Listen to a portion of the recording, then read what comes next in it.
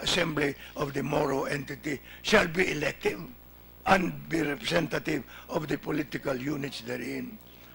To emphasize, the section expressly provides that both the officials of the Executive Department and the Legislative Assembly shall be elective and representative of the political units embraced within the proposed territory of the Bangsa Moro entity.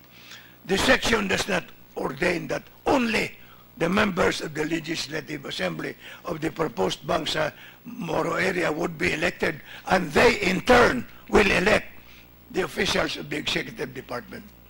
That is how the mandate of Section 1 of Article 10 on local government on the creation of the autonomous region in Muslim Mindanao as hereinafter provided is spelled out. Hereinafter provided, meaning to say, as provided in the Constitution itself. In any event, the framers of the Constitution to install a presidential form of government, even in the Bangsa Moro, appears obvious from the way the above-mentioned article and section are worded. Otherwise, if the intention was to allow a parliamentary form of government to be established in the Bangsa Moro, among other things, the said article and section would have required that the election only of members of parliament would have to be done. And from the ranks, the latter would elect the executive officials of the same area. It is thus submitted that the above quoted article and section of the Constitution validate the thrust of this commentary, that the autonomous region envisioned in the Constitution which the BBL intends to govern must follow the form of government of the fundamental law, and that is none other than the presidential form of government. To repeat, the National Charter intended to allow the installation of a parliamentary form of government in the autonomous region of Mindanao. Had that been intended, it would have worded the provisions pertaining thereto accordingly. But it did not. Furthermore, through no fault of the Muslim peoples, I would like to emphasize that, there does not seem to be any historical or cultural reason why the form of government sought to be established by the BBL should depart from what is now constitutionally mandated for the entire nation, the presidential form of government. The use of the phrase asymmetrical relationship, by which the BBL purports to link the Bangsa Moro entity to the national government, actually underscores its incompatibility with the presidential form of government for the Republic as mandated by the Constitution. But will the mere assertion of asymmetrical relationship suffice to justify the installation of a parliamentary form of government for the Bangsa Moro in lieu of the presidential form? That might need not only a judicial determination to settle, but a constitutional amendment, Mr. Chairman. Hence, to save the BBL from constitutional challenges that might be successful, it might be better for the nation if the proposed Bangsa Moro Basic Law is, as suggested by the President no less in one of his more recent pronouncements, this should be taken up as an integral part of the proposed revision of the Constitution to adopt the federal system of government into our country, or that the BBL should be amended accordingly. On issue B, what follows are the general impressions regarding the so-called powers reserved to the national government. The reservation of the 9 powers stated earlier is probably intended to enable the Bangsa Moro entity to open the door for the assumption of certain powers that used to be exercised by the national government exclusively. Examples of these controversial provisions include, in Section 9 of Article 7 of the BBL, a Bangsa Moro electoral code is adopted. Specifically, the code creates a Bangsa Moro electoral office, which in the words of the BBL shall be a part of the Commission on Elections and which shall perform the functions of the Commission in the Bangsamoro. Whether or not the structure of the COMELEC or its basic functions as specified by the Constitution may be modified in such a manner poses questions that might need answering specifically in the proposed BBL law itself, Mr. Chairman.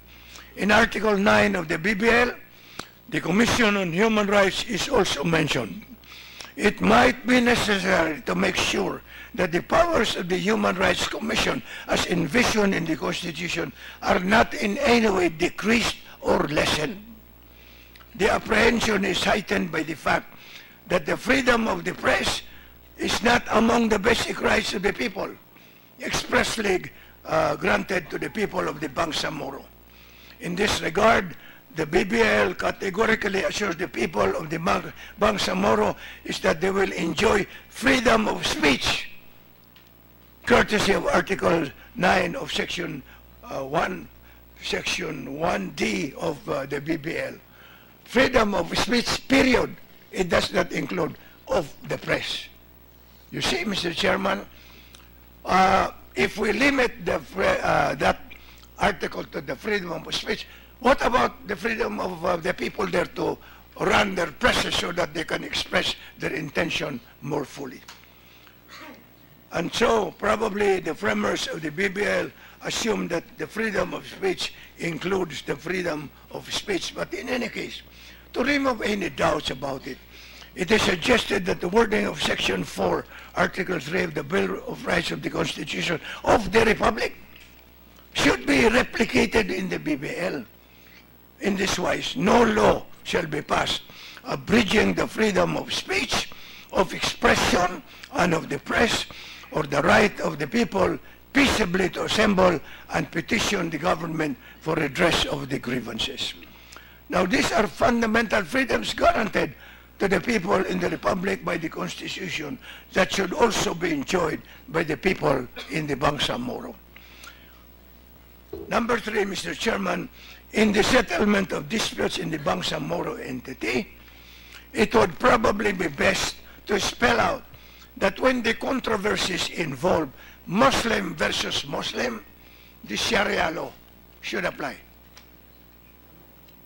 But when the litigations involve Muslims versus Christians, I'm talking about inside the territory of Bangsamoro. Muslim versus Christian, Muslim versus Lumad, Lumad versus Lumad, Christian versus Lumad, or vice versa, national law should apply. More particularly, it is recommended that decisions on petitions for the declaration of absence or death or for the change of names should not be considered final as provided by the BBL upon their being passed by the Sharia courts.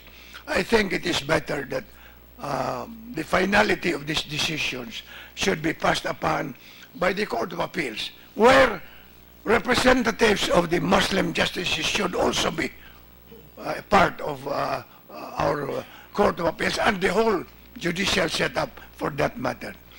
As a matter of fact, if our Muslim people will remember, it was, I hate to yabang na ito, but I was the one who proposed that Justice Bidin be made the first member of the Supreme Court, because I believe that the thinking of the Muslim people must also be present in the way our justice is meted out in this country. And so, on the free and public education guaranteed by the BBL, there might also be a need, Mr. Chairman, for the fact that the basic curriculum followed by the schools throughout the nation should also be included in the Bangsamoro, subject to additional, subjects that the Bangsamoro people believe should be embodied in the curriculum of their schools. Because if you alter the curriculum in the applicable to the Bangsamoro children, supposing a family from the Bangsamoro wishes to transfer from the Bangsamoro, let us say, to the Cordilleras, their children at grade 2 would find difficulty entering grade 2 also in the Cordilleras if the basic curriculum is different. And that is why I am appealing that, of course, the culture and tradition of our Muslim people must be fully respected. If we want to have peace in this country, Mr. Chairman, we must have respect in totality for the basic culture and tradition of our Muslim people, except for some, you might say, provisions that might contradict the requirement for the respect for the human rights of others. For example, in the Middle East, from which the Sharia is basically copied and brought to our nation. In the Middle East, Mr. Chairman, if you are a woman and you are impregnated by a man who is not your husband, then you are stoned to death. Hindi naman po pwede siguro na tanggapin natin yan because that would be cruel and unusual punishment under our Constitution. And then another example is that if you are a thief in the Middle East, pinuputulan ka ng kamay. Can you imagine so many people, you know, walking around Congress walang kamay? But that is just a joke, but I did not intend it to be taken seriously. But the fact is that there is certain practice in the Sharia that cannot just be adopted. And I'd like to say that in this connection, Mr. Chairman, I have spoken with practically all the known Muslim rebel leaders in this country, from Nur Miswari to Haji Murad when he was, Salamat Hashim when he was still alive, Haji Murad, the top imams of the Muslim people, their political leaders, their activists, to a person, they agree that the extremist provisions cannot be sustained under our constitutional setup. And so,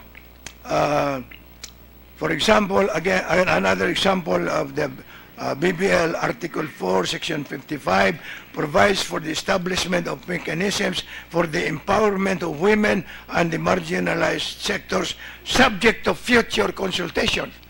My suggestion is that spell out na natin, huwag na natin iiwan pa sa future consultations.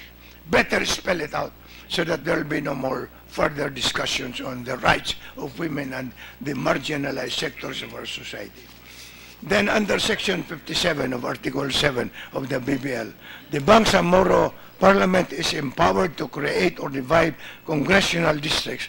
My suggestion is we should retain the congressional district representation as provided by our Constitution, depending on the number of population, the area, etc., as provided under the present setup. Now, it is also provided under the BBL that the creation of the Bangsamoro Police Commission and the Bangsamoro Command of the Armed Forces by the BBL.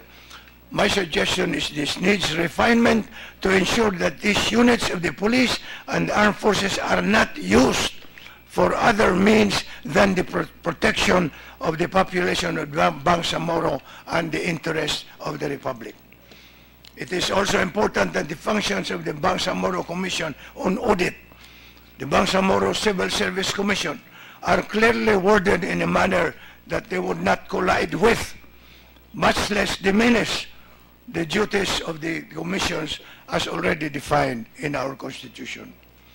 Article 14 of the BBL deals with the rehabilitation of what may be euphemistically called rebel returnees. Now, the BBL unfortunately singles out the MILF and the BIAF. I would suggest that pati na lahat ng mga rebel groups doon, because if you single out the rebel returnees of the MILF, that will create some envy and create further dissension from among the members of our rebel communities in Muslim Mindanao. So, among other things, if we single out the MILF and the BIF under the BBL proposal, that might also run counter to the equal protection clause of our Constitution. In Article 16 of the BBL, the composition of the Bangsamoro Transition Authority is spelled out. The authority tilts in favor of the MILF partisans. That is understandable, because when viewed from the angle of gratitude of the administration then for the MILFs having opted for a peaceful settlement of the rebellion of Mindanao, you know, they should be entitled to some recognition for that particular aspect in the search for peace in our country. But then again, as worded, it might be subjected to a constitutional challenge that it could violate the equal protection clause of our Constitution. As final points, Mr. Chairman, we bring to the attention of the committee two relevant issues. One, the apprehension expressed by the late Sultan of Sulu, Ismail Kiram II, whom I had the privilege of being a friend. And he told me that when the BBL was being discussed, and the idea was to name Sulusi as Bangsamoro Sea, sabi niya, hindi maganda yun. So I asked him, bakit naman Sultan? Sabi niya, because it will remove the basis of our identity as Suluks, S-U-L-U-K, as people of the waves. That is apparently the meaning of the word Suluk. And therefore, renaming it into Bangsamoro Sea would create some, you know, resentment probably among our brethren Muslims who reside in Basilan, Sulu, and Tawi-Tawi. And therefore, maybe we should consider that apprehension of the late Sultan of Sulu. Now, among other things... Have with us Congresswomen Sahali of Tawi-Tawi, Chair of the Peace and Reconciliation Committee. We also have with us, I believe, Party List Kusog Tausug Sherini Tan is here with us. And I believe also Deputy Speaker for ARM by Sandra Sema is also within the building. Will join us in a bit. Sorry, my apologies, General Secretary. You're not recognized. Thank you, Mr. Chairman, and other members of this August committee, esteemed resource speakers, and fellow workers in government. I speak as a former soldier who worked in 12 assignments in Mindanao. I started as a platoon leader in Basilan, company commander in Sulu, battalion commander in Agusan Norte, and I was also the U2, or the intelligence chief of the Southern Command. It was in that position that I learned and saw more of what is and what was in Mindanao. I went on to become the brigade commander in Cotabato during the offensives, the all-out offensives in 2001. But I was, after that, I was transferred to Basilan as an offshoot of the Dos Palmas kidnappings. Of course, after I left Mindanao as J3, or the Chief of Operations of the Armed Forces, and later as Commander of the Army, I always worked for what I believe was good for Mindanao. And as former Chief of Staff, I remember that my first act was then to split Southcom, the Southern Command, into two: the Eastern Mindanao Command and the Western Mindanao Command, if only to better address the problems and the situation and the problems in Mindanao. I think the splitting of Southern Command today bears so much on what we are working on. I now make my inputs to this hearing as a former presidential advisor on the peace process, where I remember that the MOA Memorandum of Agreement on the ancestral domain was a big subject in the Supreme Court. The MOA AD was judged to be declared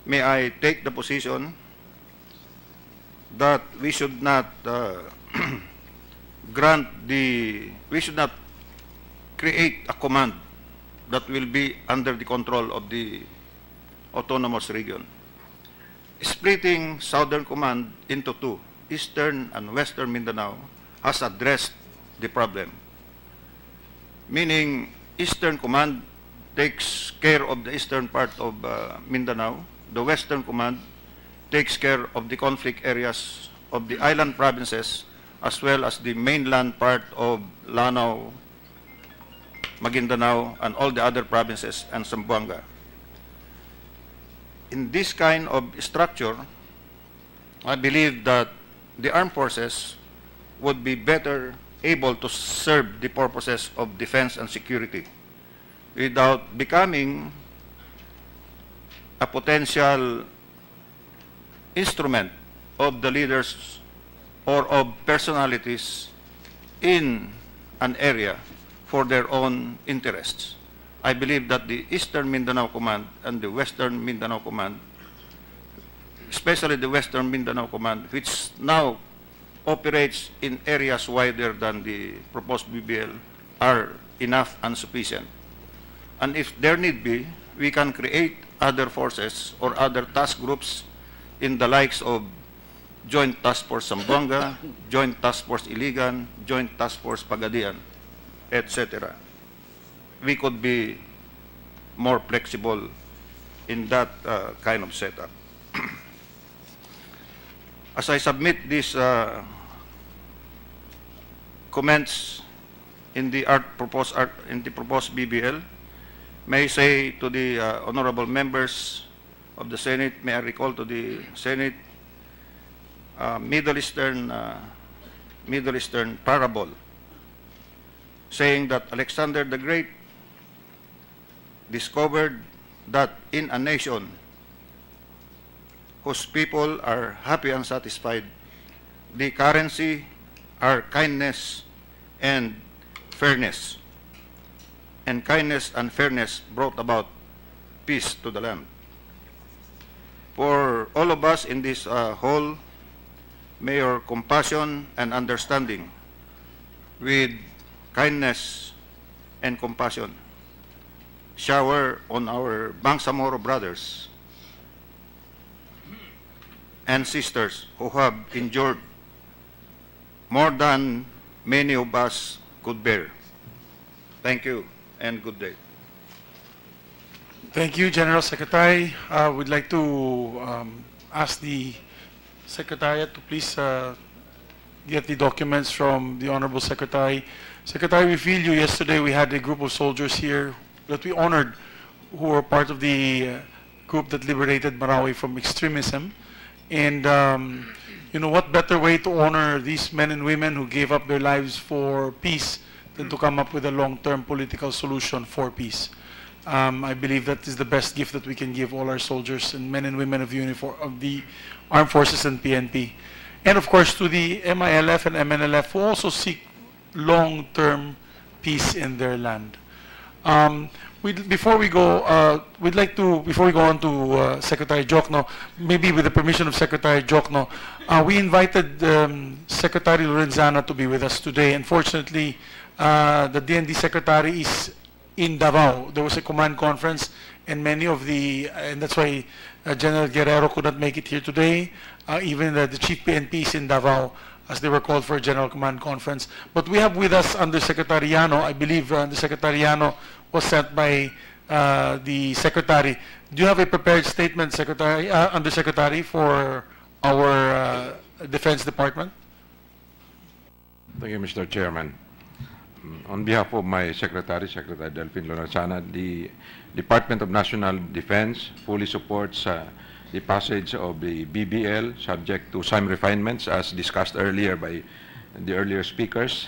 And only one comment on the Bangsamoro Military Command. We would like to suggest that the Bangsamoro Military Command should be reworded in such a way that the military command should be spelled in small letters, meaning the armed forces has the choice of what to name in that for that military command, because the capital letters talks about proper noun, wherein the armed forces has no choice but the military command there should be named as Bangsamoro Military Command. It should be small letters. That's my suggestion. That's the suggestion of the Department of National Defense, Your Honor. Thank you. And I believe there was a cabinet meeting two weeks ago wherein the discussion also focused on the police, the Regional Police Commission together with the Military Command. So there are issues coming from the Executive Department on these particular topics, which we will discuss lengthily after all the opening statements will be given. Now we'd like to recognize, of course, budgeting is important here. We are going to create a new entity with our Bangsamoro people, and definitely budgeting is front and center in this. And I believe Secretary Jokno has a lot of inputs on the proposed measure, and we'd like to recognize the Honorable Secretary Benjamin Jokno. Sir. Thank you, Mr. Chairman and members of the Committee on Local Government.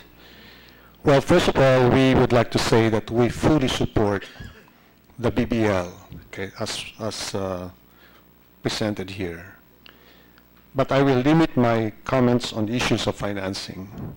As you know, financing, I keep saying this, follows the expenditure plan. And that plan depends on the size of the territorial jurisdiction of the Bangsamoro regional government. So it depends on whether there will be 4 provinces, 6, 8, 10 provinces. So it will depend on the size of the territorial jurisdiction of the Bangsamoro regional government. Now, we also recommend, jointly with Congress, of course, that DBM and the Department of Finance determine a reasonable, sustainable, and affordable block grant and the total SDF. Okay. As you know, the higher the annual block grant and the special development fund, then the lower the overall fund available for the national government to support its development priorities. And as you know, we have many commitments. Okay, the build, the free education, free irrigation, etc. Everything is free. Okay, so all these commitments. So it is also suggested that we revisit the provision on the separation pay and retirement benefits of employees of the existing ARMM, because under the present proposal, they're supposed to receive 3 months for every year of service. Okay, you know, there is a bill pending in Congress right now on the right sizing of the government, and we have a proposal there on the appropriate separation packages of those who will be who will choose to be separated from the service. And I think for consistency, we follow the proposal. Okay, for consistency. And then, among others, that the creation of offices be organized in accordance with the standards and guidelines being adopted by DBM and maybe the Civil Service Commission. So, for example, when you allocate teaching positions, there should be, let's say, 4 teachers for every 1 administrative staff, things like that. Okay, we have adopted that also for the health services sector, etc. So, just to be consistent, so that we do not create a government which is unreasonably staffed with lower level positions. All right. So that's all I can say, Mr. Chairman. Thank you very much. Do you have any proposals, Secretary, on the block voting? Because 6% is a substantial amount. Block grant, sorry, block voting. My apologies.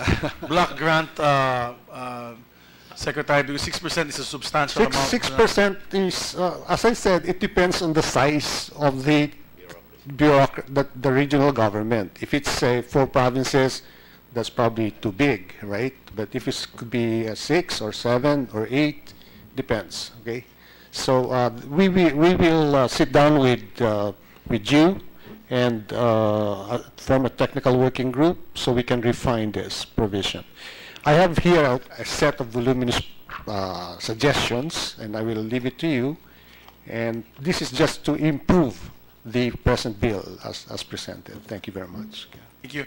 Yes, I would like to recognize the Mother Committee Chair, Senator Sani Angara, who graciously shared the sponsoring of this bill with his colleagues in the committee. But thank you, Secretary Jokno. Maybe the next question I would like to ask is addressed to the Department of Finance, because this is on revenue sharing.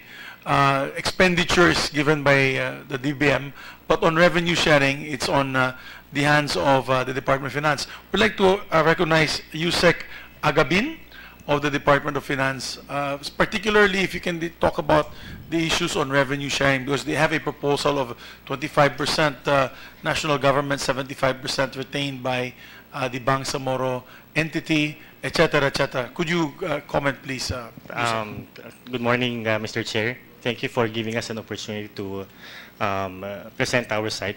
Before I answer your question, Mr. Chair, I just want to express the opinion of my principal, Secretary Dominguez, that we fully support the BBL. We fully support the draft bill that we're considering now. And with respect to your question on comments on the sharing, we believe that 75-25 will also be subject to the needs of the BBL itself. And so, in fact, when we met with OPAP yesterday, that was one of their questions was first whether the 6% block grant is enough, and whether the 75-25 sharing is okay. To that question, Your Honor, we reply that perhaps it will be good if we see the development plan, because we cannot really gauge whether 6% is enough, whether it's a good measure. In the same manner, whether the 75-25 sharing would also be enough or equitable in that sense. What we are doing, Your Honor, is we've asked our domestic finance group to calculate as well. And so, on the same matter, Your Honor, with respect to the block grant, again, as we discussed with Yusek Nabil, we commented that in the same manner that during budget season, all government agencies are asked whether we have enough absorptive capacity to spend that much. Perhaps they can consider that also. As I understand it, under the proposed bill, it is perhaps the committee can consider instead of a one-time allocation and release, perhaps the committee can consider maybe a staggered release. Based on the estimates of OPAP, the block grant would probably amount to 60 billion pesos. Okay. And then if we add to that the special development fund of for the first year of 10 billion, so that will make it 70 billion. We can add maybe an additional 10 billion for purposes of the transition and for purposes of holding the plebiscite. So that's 80 billion for the first year. And again, it goes back. I agree with Secretary Jokno that it will probably depend on the coverage, the population, and again the programs and projects laid out with respect to the development of the area. But again, so those are refinements, but we agree in principle. We believe that a block grant is required so that the development in the region can catch up. And we agree that we have to pass the BBL. Thank you. Just to go back on the block grant, because as you said, is this for last year's income revenue from the BIR? You're estimating about, if you're using the revenue generated by the BIR, because it's 6% of the internal revenue collected by the BIR, in last year's estimates, how much? You're saying it's 60 billion? That is your estimate? Well, we have to reconfirm, Your Honor. The formula under the draft bill is that the 3 years back, total collections from the BIR and Bureau of Customs, less IRA allotments, and less rewards and informers rewards. Yeah, we have to cite the need for the block grant, because in fairness to other regions, and for example, I can only speak for Region 10, maliit yung 60 billion in terms of developmental funds for projects. Sa DPWH alone, siguro Region 10 probably has about that amount on one department alone.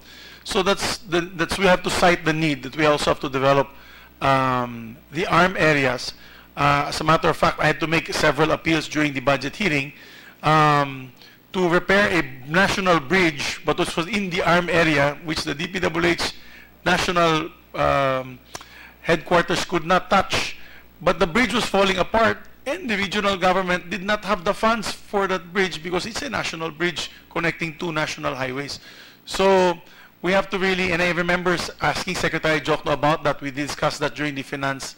It was the meeting wherein Secretary Jokno was there, as well as Secretary Pernia and Secretary Dominguez, your boss. So that's very important. We come up with a block grant.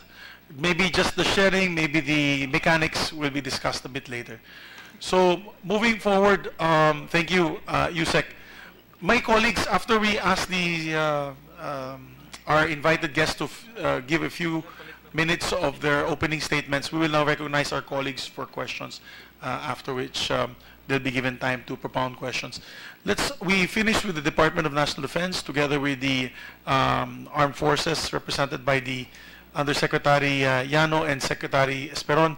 But we'd like to hear also from the Philippine National Police, who will be designated to speak on behalf of the Philippine National Police, gentlemen. Generals, there are provisions in the BBL that you may want to comment on, especially on the creation of the regional NAPOLCOM. General Rosales or General Valdez? General Valdez, you recognize, sir. Good morning, Mr. Chair and other members of this committee. The PNP fully support the passage of this Bangsamoro Basic Law, and we are optimistic that the passage of this law will contribute to the peace and order situation in Mindanao, and specifically the threat on terrorism and radicalization. And we hope that we can implement our plans, programs in the national headquarters with this Bangsamoro police that will be in place in that BBL. Thank you, Mr. Chair. Thank you, General. We anticipate that your group will be part of the technical working group later on. Please give your inputs on the measure and possible amendments so that we can clear the air when it comes to the creation of this entity, the police entity in the Bangsamoro region. We'd now like to go back to the peace with the peace panel. We'd like to recognize Yusek Nabiltan was with us earlier on December 20. Sir, do you have a statement to give on these particular issues, particularly on the new BTC bill that we had filed as a working draft? Just very short, sir. The present BTC version is an improvement, much improvement from the former or the previous 2014 Bangsamoro Basic Law, pursuant to the directive of the President that he wants a BBL that is constitutionally and legally tenable. And so I view the provisions of the agreement. In fact, we did many vetting and updating with the different executive departments. The latest was the Department of Finance and Police. DND was the first, together with all officials from Secretary Lorenzani down. And we tried to explain some of the provisions which may seem to be unconstitutional, together with the BTC Commissioner here on my right, former Yusek Lorena of OPAP, now Commissioner of the BTC, to address these issues. And they have, I guess, satisfactorily or made a very big improvement compared to the previous BBL on COA, on audit. It's even stricter. We don't have an internal audit, but they did include a provision. We now focus on post-audit. so that the region, even before they spend the funds, already did some betting on the legality of the expenditures. And we also agree with you on the block grants. It should be, and the recommendation of DBM and Finance, in accordance with the size of the region that will vote to opt for inclusion. On the policing, it was explained to us by the BTC commissioners that policing will remain with the Philippine National Police, consistent with our Constitution, that there shall be only one national police force, civilian in character and national in scope. And on the other issues raised by the Honorable, my idol here, former Senate President Nene Pimentel, I'd like the BTC to share their thoughts, especially on the cited provisions. And on these electoral reforms, election code, they said that it's needed because we are adopting a parliamentary form in the region, which they think to them is constitutional. It's not provided in our, it's part of the electoral reforms and part of the real sharing of real powers. And they also did this compartmentalizing matrix of showing which is the shared or concurrent powers, which is the exclusive powers, and which is the those powers that will be retained by the government, the national government. The military command is just a wording because it exists under existing law. Under Republic Act 9054, you can find that in Article 13, Regional Defense and Security, that it shall remain the concern of the powers of the central government or national government, the responsibility. But there are responsibilities also of the Bangsamoro. So I agree with the Department of National Defense. Maybe change it to military. But the previous 9054 was not implemented because I asked some high officials of the military, it's hard to implement that provision found in the existing law, Republic Act 9054, which was preceded by an executive order issued by then President Gloria Arroyo. I was then also part of the autonomous region, so I was still asking them. And I guess I should agree with Secretary Esperon that this is the effective vaccine against violent extremism, because we will fall into the narratives of the extremists if government is not able to honor peace agreements. They're using this not to trust government anymore. They don't know how to respect peace agreements. And so the present OPAP, and upon the directive of the President, to come out with an inclusive BBL that respects the rights of all, including the Lumads, indigenous people, and even the settlers or the Christian. So the use of the word Bangsamoro, it's fused, so that you will not confuse that with the separated two words, Bangsa and Moro, Moro nation, nation of Moros. That's why it's fused. They identify that as identity, as the regional government name, and as the region. So I guess there has been much improvement. We did also consultations in Congress with all the deputy speakers of the House in way back September or November, and we also briefed them together with the BTC, their legislative staff chief, the same way that we did with the Senate. So that's all, Mr. Chairman, and thank you for the opportunity to share with you. Thank you, Yusek Tan. You mentioned earlier about the indigenous peoples. We have with us today members of the National Commission on Indigenous Peoples. Could you please, who is, wala yata yung chairperson, so Commissioner Wandag, would you like to give the statement on behalf of the Commission? Good morning, Mr. Chairman and members of the committee. and of course our fellow resource persons. No? We represent NCIP, or the National Commission on Indigenous Peoples, and we adopted and issued a statement regarding the BBL. Basically, we support BBL, and the statement we coined was the result of consultations of all ancestral domain rights holders from Mindanao, Visayas, and Luzon, including the consultation that was conducted with the indigenous peoples of the core area under the auspices of OPAP and facilitated by the Indigenous Peoples Peace Panel, where the 7 commissioners of the NCIP are members. And so we are going to read salient portions of the statement.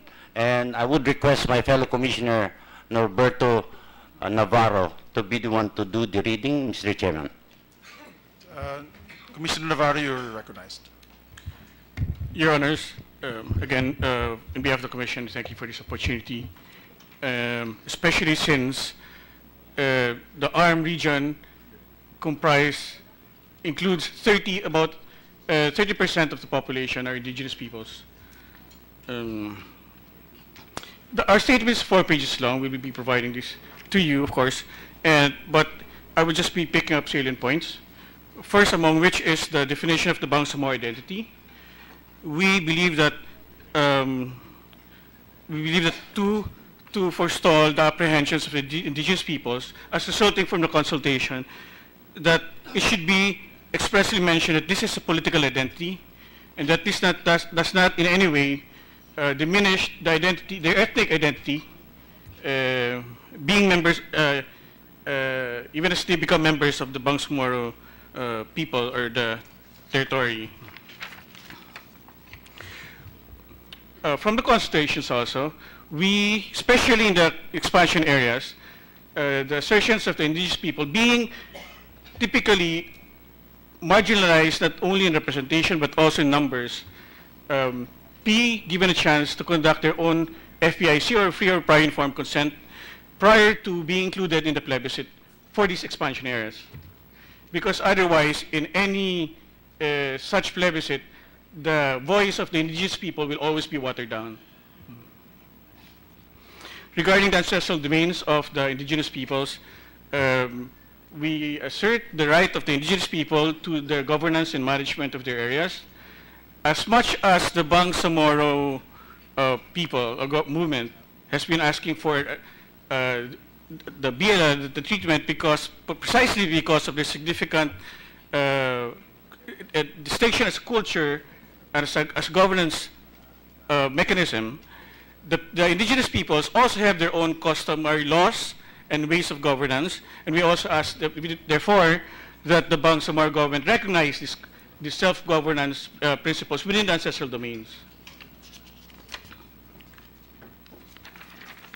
We are also asking for the transfer of some exclusive powers mentioned in the bill to become concurrent powers of both the government and the Bangsamoro. This includes customary laws, ancestral domains, and natural resources, land management and distribution, cadastral survey, forest and wildlife management, and of course, customary justice. We are also proposing the creation of an independent commission for Moro and non-Moro indigenous peoples. Before I continue that, I forgot to mention that the bill only mentions non-Moro indigenous peoples. It is the assertion of indigenous peoples that there are Moro indigenous peoples, and that the bill should not only pertain to indigenous peoples when they are only non-Moros. And thus, the proposal for an independent commission for Moro and non-Moro indigenous peoples. It is suggested that the commission be created within the law and not prospective, as was the experience in the ARM law, for instance, where it was provided that it will be created, did not come into fruition. Similarly, while that the Independent Commission for More and Non-More Indigenous People have not established the measures for the promotion and protection of rights of indigenous peoples as provided in Section 9, Article 9, Section 4, that a transitory commission under the Office of the President shall operate until such time that the Independent Commission on More and Non-More Indigenous Peoples have created the measures mentioned in Section 4, Article 9. Regarding cultural integrity, the indigenous peoples assert that again, that there should be recognition of their customary ways and laws such that their own sense of justice system, tribal justice system, should govern within their ancestral domains. That is a summary of our position. The more detailed ones we will be providing the committee, of course. Thank you, Commissioner. We need the more detailed proposals by the NCIP submitted to our committee for the Yes, Your technical Honor. working group, and also, of course, you will be part of the technical working group, the organization. We'd like to recognize quickly also the National Commission for, the Commission for Muslim Filipinos, National Commission for Muslim Filipinos, our OIC. Sir, Executive Director, please give your statement. NCMF. In behalf of the National Commission Muslim Filipinos, we would like to express our full support to the bill, Bangsamoro Basic Law. And we also would want to be included in the TWG that will be created by the Senate. And finally, I would just want to point out on the different modalities being discussed in the Bangsamoro Basic Proposed Law. One, on the Madaris, sir, we would want to focus on that since we have the mandate in pursuing such a program.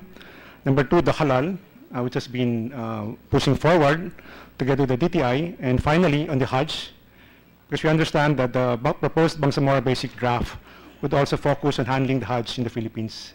So that, Mr. Chair, is our focus for the Commission. Thank you. Definitely, you will be also part of the technical working group working with the legislators and the BTC and the other agencies. We'd like to quickly recognize the agencies that are here on this side, on my right. Of course, we have with us Chairman Ravanera of the CDA.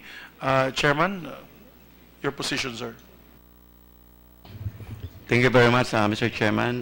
The Cooperative Development Authority, together with some 32,162 cooperatives throughout the country, with some 14,500,000 members, are fully supportive of the passage of the BBL, Mr. Chairman.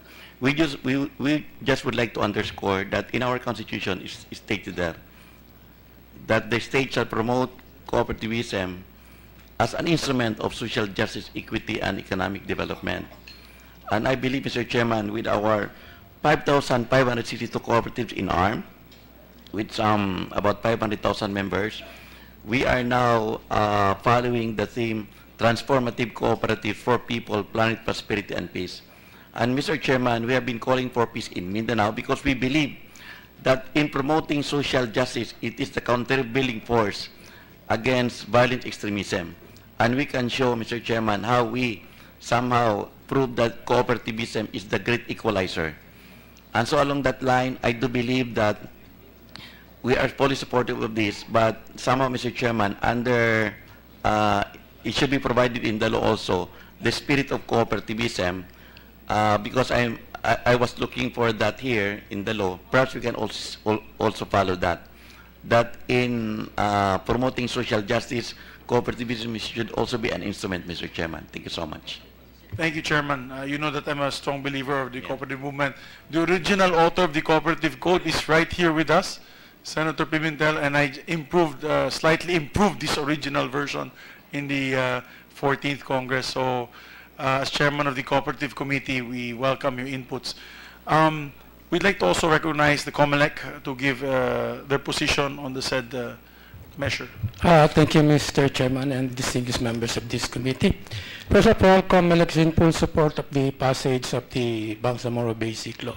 However, let's make us, there are some observations and suggestions which we wish to make so that so that it can increase our operational capability. One would be the date or the period within which the plebiscite would be conducted.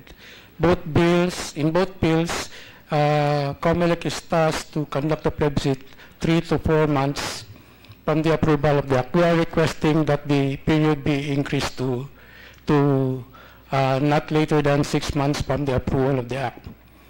One reason would be we want to be comfortable with the procurement timelines. It is common experience that procurement is never finished in one cycle. That's 28 days. Second, there is this process of filing a petition or a resolution of the LGU to join the plebiscite. The cutoff is 2 months before the scheduled plebiscite. We feel that the 2 months before the scheduled plebiscite is too close, Mr. Chairman, for us to be able to procure additional forms and supplies, coordinate with the AFP and PNP for the redistribution of its forces, and then training of those who will be involved in the conduct of the plebiscite. Second, it is not clear in both bills the process of filing a petition for inclusion in the plebiscite or the resolution. What is the role of COMELEC in the filing of the petition or the resolution of the local government? Will it stop upon the resolution of the local government so that COMELEC will now include that local government if they comply with the requirement, or will the petition of the registered voters be filed? Will it be acted by the LGU or will it be acted by the COMELEC? Second, we want the committee to consider the case of Cabanatuan City in relation to the areas that will be affected. In Cabanatuan City, this is a case of a declaration of highly urbanized city. Before, the registered voters of the city are the ones voting for the plebiscite to ratify the conversion into a highly urbanized city. But in the case of Cabanatuan City, there was a recent Supreme Court case saying that it's not only the city that should vote, but the entire province. It might have an effect in the current proposal.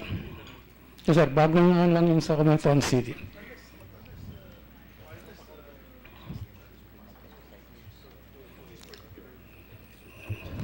Thank you, Yes, sir. Executive Director. Second, sir, on the part of the case of Bangsamoro Electoral Office, we observed that in one bill, the head of the Bangsamoro Office, which is called the Regional Director, will still be appointed by the President.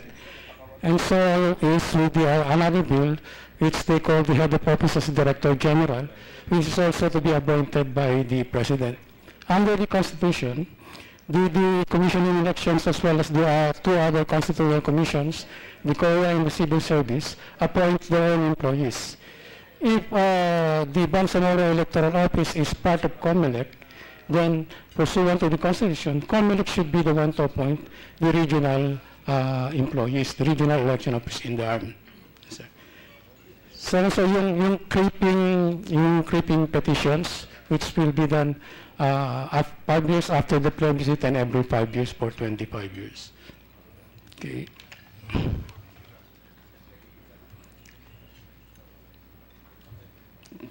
We also want to be clarified on who will enact the Bangsamoro Electoral Code.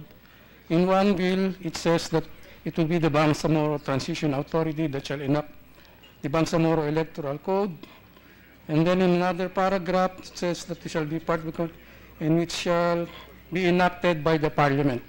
So we want that to be clear on which body will be the one to enact the Bangsamoro election law. Deputy Executive Director, make sure that we focus only on the working draft, which is the BTC